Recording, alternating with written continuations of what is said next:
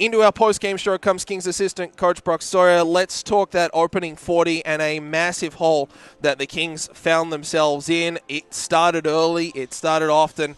Bus legs. I don't know if there's even an excuse for that. But the Kings, despite outshooting Cowichan 16-9, I thought that was incredibly misleading. No, yeah, definitely. I mean, obviously, tough one here tonight. A lot of positives, though. I mean, good pushback. But the first, 40, like you mentioned, it wasn't our best. I mean, you could see we had spurts of brilliance where we were really carrying the play and dominating and eating them up down low and getting traffic towards the net and giving ourselves opportunities to score. I thought, their goalie stood on his head. He really kept them in the game early. I mean, obviously we didn't manage the puck too well, and it led to their first 2 goals. Obviously a one off the skate, and we don't close the gap quick enough. It's a tough play for a D-man when you think the puck's going north, but it's coming right back south. So, and then, good shot on the first one, and then the power play one, you just got to slide and block a shot or get in the lane. So, definitely a tough start, but a lot of positives to build off of for tomorrow. Let's go into the second period, and I mean it tightens up. The Caps kind of get back into the game. Shots on goal wise, I mean they were obviously leading and controlling through 20, but you go down 4-0, and I mean you've played in this league before. It's been now 3 games since the Kings have scored a goal, or the equivalent of 3 games. That's got to weigh on you as a player.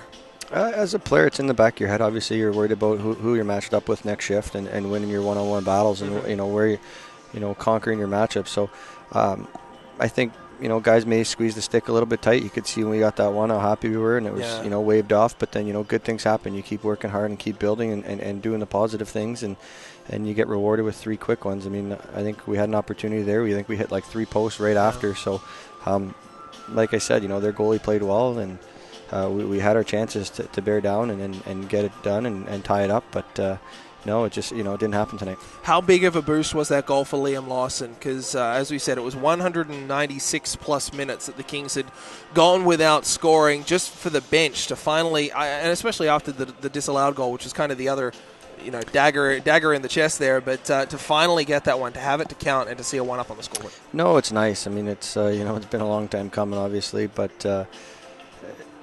Not just for Liam, but for our whole group. I mean, we've been pretty complacent. I think we can all agree on that over our last couple games. So to get that pushback and to find that energy to score a goal and doing the right things and going to the front of the net to score. And I mean, I think that was just a tip off a point shot that was going high. So.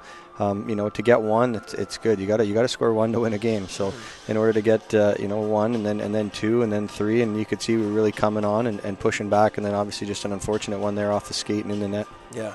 I guess the other 2, I mean, you kind of go back to back to back. Let's talk about that third period push there. You roll the dice with Stefan Warnig. I guess what was going on the bench? Was there a tweak? What was the catalyst, I suppose, for getting the Kings back into this? And obviously the 3 goals in a minute 46 and then pushing continuously afterwards as well. Oh, I think once you get 1, you start to believe, and you get 2, and then 3 comes along. I think I think one of the biggest things was the second period when Nick Cowichan gets called for hit from behind, and then everybody's jumping in to defend him. So, that's a tight-knit group, and guys, sticking up for each other. I think that's one thing we kind of rallied around. Obviously, he's been playing pretty beat up. So, for a guy like that to come out and play the way he does and walk that edge every night and give everything he has, I think guys really rallied around it when he was out of the game. So. You're doing the things right. You're managing the puck as best you can. Obviously, it looked like a pinball out here tonight. Sometimes it was bouncing everywhere, but that's hockey. It's going to happen. Obviously, unfortunate bounces are going to happen, like the one off the skate to really seal the deal for them. But I think Nicky going out and guys just filling in roles and guys getting the opportunity to play more minutes, that really led to just a spark and getting guys down low and winning battles and managing the puck and not just throwing it to the net, hoping it hits something to go in. I mean, every time we'd grind down lower, their forwards would sink and our points would open up, and we get traffic to the net and get junked down there and have a big storm in front of the net. So obviously it was nice to get 1, and then you keep rolling, but you just couldn't find the 4th one tonight. You bring up Nick Cowichan, toss there, a very similar kind of style, certainly right same place on the ice with Jake Kohlhauser in the third. A very physical, very testy game tonight. We even saw, and I mean, I don't want to focus on this because it is what it is. We even saw officials kind of get into it. The way that Cowichan was sent from the playing surface was something I haven't seen before. And obviously, Aiden McDonald coming in on the back there with no gloves after Jake Kohlhauser there. That was something that kind of got missed. Well, I mean, it is what it is. It kind of boggled my mind how the puck's in the referee's feet and then he calls a hit from behind. I mean, it is what it is. But there's a few things I could say, but I won't.